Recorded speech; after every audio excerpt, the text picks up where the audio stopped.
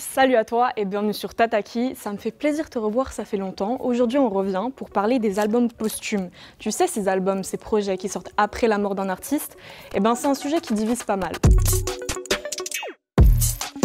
T'en as certains qui partent du principe que ça a une visée uniquement marketing, dans le but de générer du profit, et t'en as d'autres qui pensent que c'est justement un dernier hommage, un au revoir auprès du public. Ce qui fait que finalement, on se retrouve parfois avec des projets bancals, bricolés, qui entachent la mémoire de l'artiste, ou alors au contraire avec des pépites. Rien de mieux pour nuancer tout ça que de revenir sur plusieurs cas récents dans le rap, ainsi que sur la façon dont l'entourage a géré la situation. C'est parti.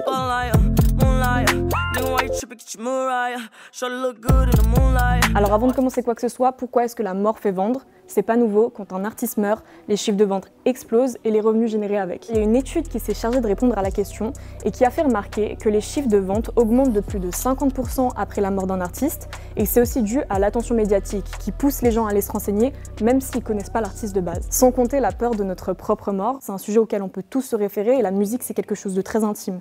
Donc c'est pour ça que ça crée un peu cette ambiance bizarre. La première démarche, c'est la démarche marketing. Ça se peut qu'après la mort d'un artiste, l'entourage prenne soudainement les rênes de la gestion de sa carrière et essaie de jouer sur cet aspect dramatique auprès d'un public qui lui est déjà fragilisé par la perte de son idole. Alors l'exemple le plus flagrant qu'on peut prendre, c'est XXXTentacion, qui s'est fait tuer en 2018 par balle dans sa voiture et qui en fait n'a pas cessé d'exister dans l'industrie depuis.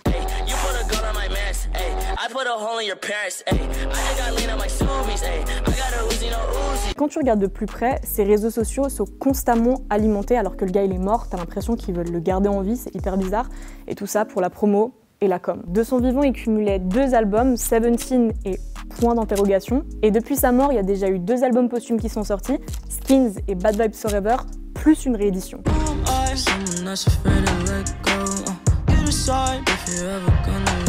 Selon Billboard, les chiffres de vente de sa discographie ont augmenté de plus de 1600%. Le volume d'écoute, quant à lui, a plus que quadruplé en 2018. Comme quoi, la mort, ça fait vendre. Alors malgré les chiffres très impressionnants, ces projets ont quand même pas mal déçu. Je sais pas toi ce que t'en as pensé. Skins, c'était un projet de 19 minutes, assez court, et je trouve qu'il manquait un certain fil conducteur, tandis que Bad Vibes Forever, tu retrouvais 25 titres, des gros featuring avec des gars comme Lil Wayne, mais je trouve que le projet était pas méga abouti.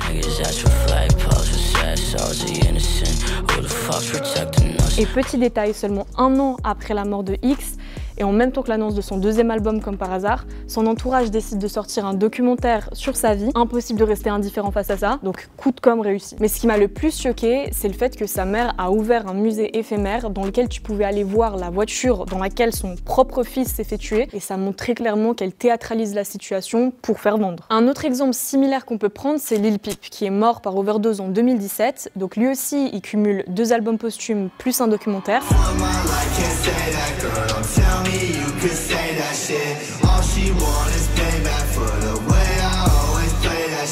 Mais ce qu'il y a de plus trash dans cette histoire, c'est l'initiative de sa mère de collaborer avec la mère de XXXTentacion pour créer un feat entre leurs 2 fils défunts. Sauf que, léger détail, ces 2 gars ils se sont jamais rencontrés en vrai, donc c'est une collab post-mortem. Niveau morbidité, on est au max. Je sais pas ce que t'en penses, mais moi j'ai beaucoup de mal avec cette démarche.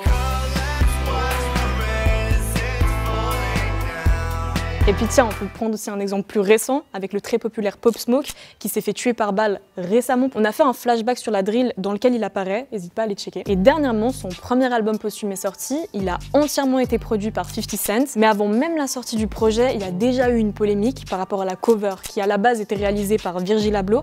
Elle a tellement déplu au public sur les réseaux qu'ils ont été jusqu'à la changer au dernier moment. L'attente pour cet album était tellement forte qu'il a terminé en numéro 1 dans le Billboard aux States, mais après toute cette exaltation, t'as quand même eu certains fans qui ont été déçus, qui partaient du principe que ça reflétait pas l'identité artistique de Pop Smoke, et pour eux, il n'aurait pas assemblé ce projet-là de cette façon.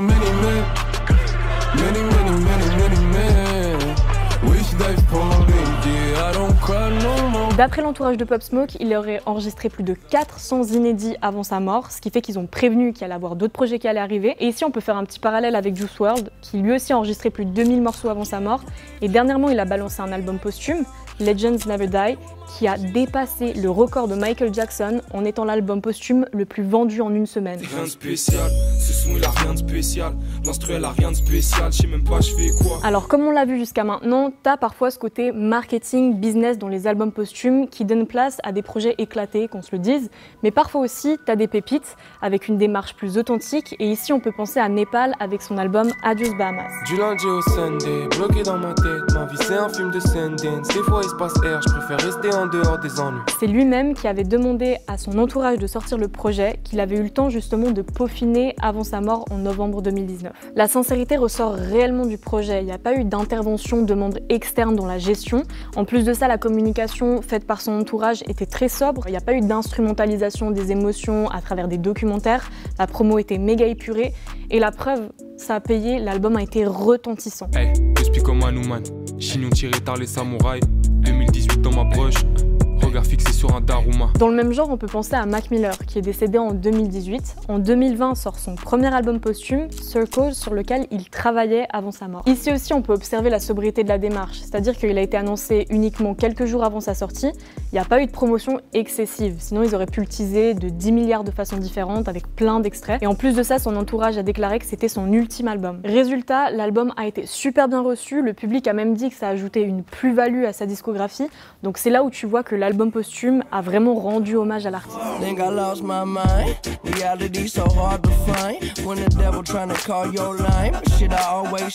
On peut se demander après cet épisode, elle est où la limite? Est-ce que toi tu perçois les albums posthumes comme un business lucratif ou comme un hommage? Je comprends le désir de vouloir rendre un dernier hommage à l'artiste et d'en faire aussi profiter le public, mais je pense également qu'au bout d'un moment, il faut laisser l'artiste défunt reposer en paix, arrêter de le faire vivre à travers des collabs toujours plus morbides. Et voilà, cet épisode il est terminé, j'espère que tu auras kiffé. En tout cas, tu peux t'abonner à la chaîne de Tataki pour rester au courant de tout ce qui sort, liker, partager et t'abonner également aux playlists sur les plateformes de stream.